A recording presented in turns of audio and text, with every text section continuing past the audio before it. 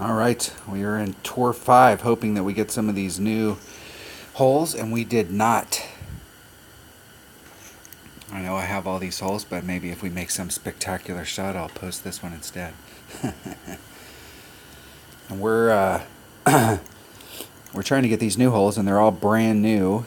Never played them before. So normally, what I do when I'm playing brand new holes is I go out the first few hours that I'm playing, and I try and get as many holes as on those new ones as I can, and I take my most accurate clubs. I want to see like what kind of look am I getting with the driver from that spot to see whether this is a hole where we're laying up and we need something accurate and we have the shot everybody's looking for, or if it's too short, what kind of ball am I going to need if I use that club. And then the next practice session I'll use my extra mile unless I find one of those holes that the more accurate clubs really worked on. And so my first goal is to really work out the drives and see what I can do with a more accurate club and then go from there.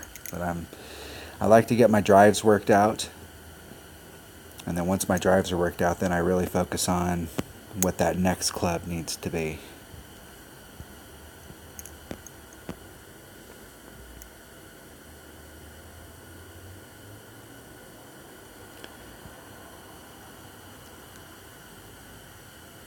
We can't put any overpower. Ain't it perfect? We might have put a little too much curl on there though. Yeah, right down the middle. Now during a tournament you're going to want to play that with a bigger ball so that you can land on the other side and you can actually get up there where our opponent's at. So if you use an extra mile, you can get over to the other side and you can really get up there.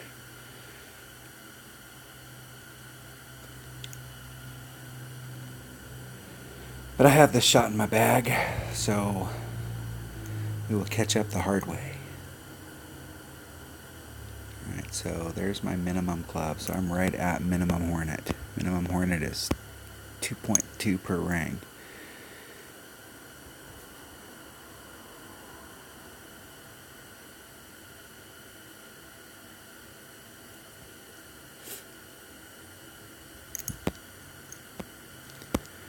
So 2.2, that leaves me 6. So it's about 1 1/3. A little shy of 1 1/3. Now it's just down to perfect.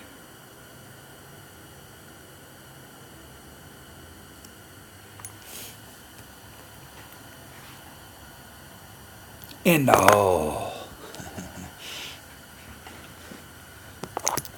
You might be one of those guys that's desperate for coins, going, damn, the guy caught up. We're trying to get one of those new holes. Alright, that was Nordic Fords, hole 1, par 4.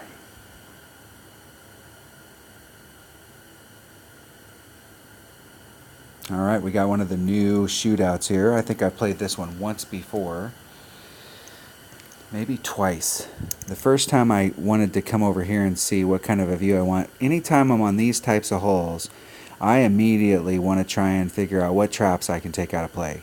I don't even want to see this trap over here. So all this sand that's in the front, I'm going to do exactly what our opponent's doing. We want to land on the green side. Either over here and do the bank around, or we want to start here and do the backspin in, or whatever it happens to be.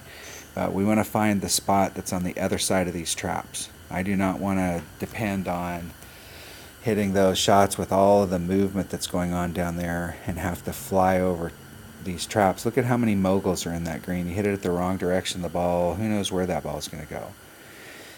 It'll take an irregular bounce to one direction or the other. So on these holes like this, it's always best if you can start off on the green side. So we're using a 0 power ball, and we are a little more towards minimum from mid, but right around mid club. And we just barely have enough backspin, and this is a pretty high level sniper. It gets a little more at level 10. So we definitely want to bring a Guardian on this hole.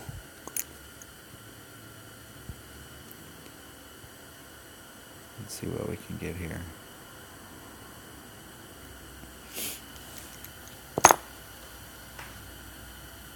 And it comes up that hill, and then it wants to roll.